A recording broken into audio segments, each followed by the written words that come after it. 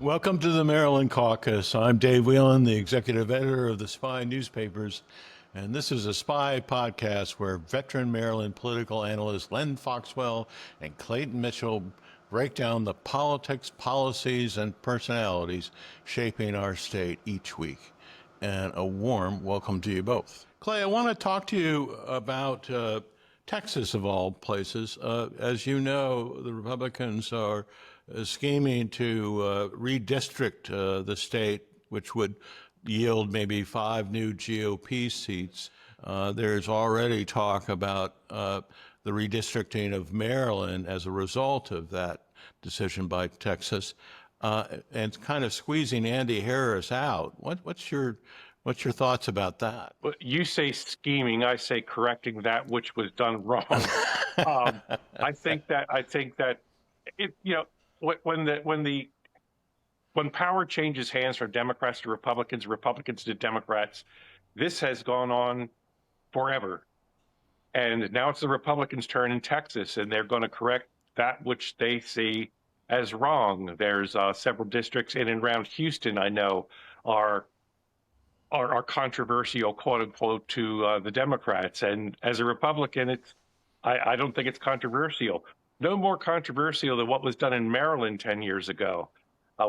Everything was gerrymandered so that Republicans only had one district, and that's the first district with my Congressman Andy Harris.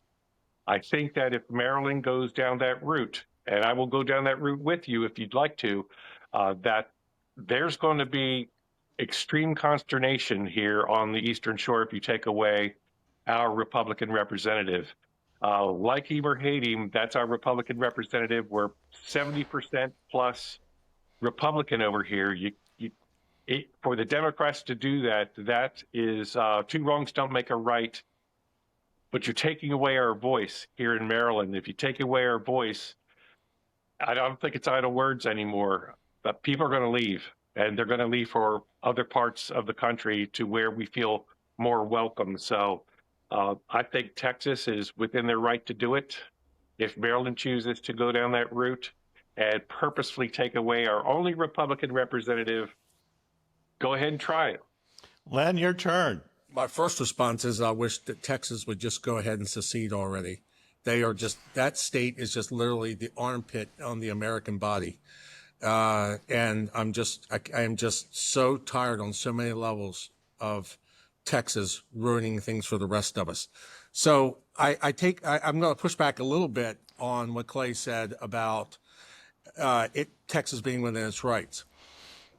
I guess that Texas is going to flex as the majority party with a prohibitive Republican advantage in their legislature, and they obviously occupy the governor's mansion as well. But this is really outside of the legal and constitutional pale, this concept of a mid-decade redistricting. As we all know, redistricting is typically the result of the census that occurs every 10 years. As people move, as populations grow, as populations decline, we redraw the congressional district lines in order to reflect the current population trends rather than those of a decade ago. So for Texas to do this, I'm not a constitutional scholar. I'll defer to Congressman Raskin and others on that. But this is a naked power play which does nothing other than further dismantle public confidence in public institutions. There's Pew Research Center recently did a poll of the American electorate, and it showed that less than 10% of Americans have confidence in the United States Congress. And not many more than that have confidence in our political system as a whole. And it's stuff like this that further dismantles public confidence, because what we have are self-interested politicians drawing lines not for the name of fair representation and equal protection under the law, but to maximize partisan advantage. So it's always been done. It's never made it right. So now let's go to Maryland. Maryland is already kind of stretching it by creating the 7-to-1 partisan advantage in the House of Representatives that we currently have. If we were to track our normal population our normal voter registration patterns, we would probably be somewhere between 5-3 split or 6-2 split. 6-2, with the Eastern Shore District and the Western Maryland District being Republican. That seems to be a fair representation of those respective political cultures. So I was around 10 years ago when we did this, and we had to redraw the district lines because Mike Miller had a preferred state senator who he wanted to reward with his own congressional seat. And to do that, they had to do some real political magic to turn the Western Maryland region, Mountain Maryland, into a Democratic-leaning district. So they basically conjoined Western Maryland with the agricultural reserve in northern Montgomery County precincts to create a majority Democratic district. That set into motion a chain of events that, when coupled with Steny Hoyer needing to have College Park in his district, and Dutch Ruppersberger needing to have the Aberdeen Proving Ground, and to keep safe seats in districts 3 and 7. There's only so many ways that you can cut this to satisfy everyone's prerogatives and still get 7 congressional districts out of probably a 6-2 majority state. So they basically packed as many Republicans as humanly possible into the first district. And that's how we got Andy Harris.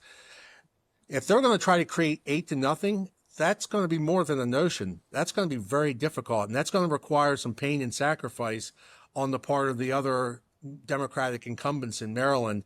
You're going to have to see some very prohibitive safe seats become considerably more competitive. So watch out what you ask for. And then the other thing I'll just say is that when you do these districts in such an unnatural manner, you really kind of defy the natural laws of political representation. And what do I mean by that? The first congressional district has historically been represented by moderate Democrats like Roy Dyson and sensible moderate Republicans like Raj Morton and Wayne Gilchrist.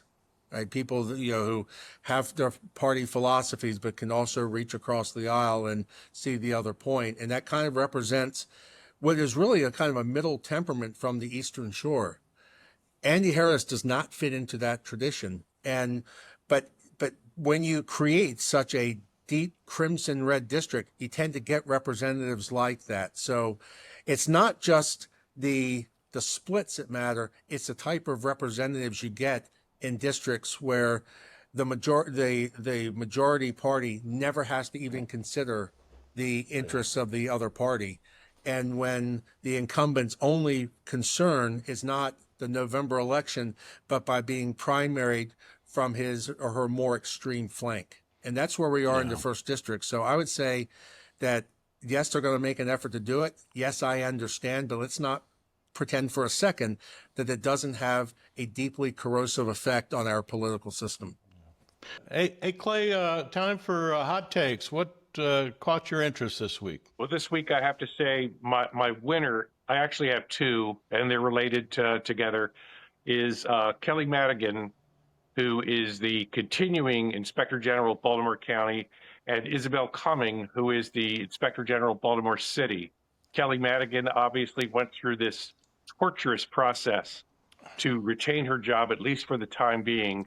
And I salute Isabel Cumming of Baltimore City, who came out and spoke about the need for this process to change. It needs to be more like what Baltimore City has now, an independent board that selects the Inspector General, because as Inspector General Cummings says, you can't have an Inspector General report to ultimately the body in which you can also necessarily investigate.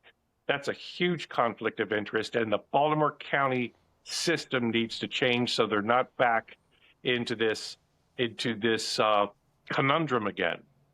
A loser this week, again related to this, is Kathy Klausmeyer, who I think had her reputation politically, professionally, and personally damaged by this whole process. She stuck to her guns where 4 to 6 weeks ago she could have backed up and said, wait a minute, I get it, I was wrong, you guys are right. Let me re-examine this. maybe we let Kelly Madigan stay in office until the next county executive comes in, because I'm only a transitory executive anyway. That would have been a win in my view. But the process that it went through was very ugly. I think the vote was 5-2. Some things were said I think people are going to take back later on. But the inspector general's office in any subdivision or in any municipality or in any state must be independent and free from politics. My real concern isn't with Miss Walker's inability to do the job. It was where she had to come from. She had to drive, I think it was 110 miles one way to get to Baltimore County. And for that reason, I would have voted no. Notwithstanding all of her credentials or all of her experience, you have to be in that community or nearby to properly do the job and answer to the people. Len, what took your interest this week? Sure. Well, I agree with everything that Clay said, every syllable. My winner this week is the city of Frederick, Maryland, because of a deal that has been reached with the franchise now known as the Aberdeen Ironbirds. Minor League Baseball is now coming back to Frederick, Maryland. The Frederick Keys, which now operate as a collegiate summer league in the MLB Draft League, they are now once again going to be the single A, high A franchise for the Baltimore Orioles. And it is a beautiful stadium that has been freshly renovated. If you haven't been to Nimio Field or whatever they call Harry Grove Stadium now, it is a beautiful facility in one of the most vibrant and charming small towns in America.